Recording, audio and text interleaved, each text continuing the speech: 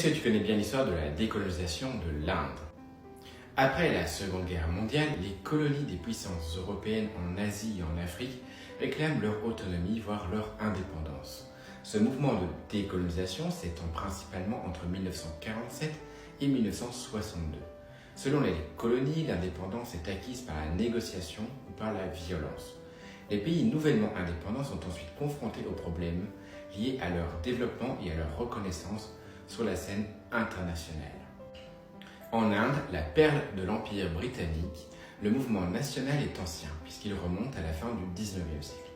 Et c'est l'une des raisons qui explique que le pays est l'un des premiers à accéder à son indépendance. À partir des années 1920, Gandhi et Nehru, leaders du parti du Congrès, réclament à la métropole des réformes démocratiques, puis l'autonomie. Ces revendications sont accompagnées d'actions non violentes, avec un boycott des produits britanniques et un refus d'obéir. L'Inde participe très largement à l'effort de guerre de la métropole, d'abord en envoyant des troupes combattre les Japonais, ensuite en la soutenant financièrement par le biais de prêts d'argent.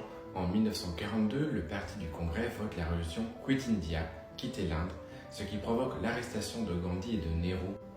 La configuration ethnique et religieuse de l'Inde complique toutefois les choses, car un conflit à venir éclate entre les deux groupes les plus importants en nombre, les hindous et les musulmans.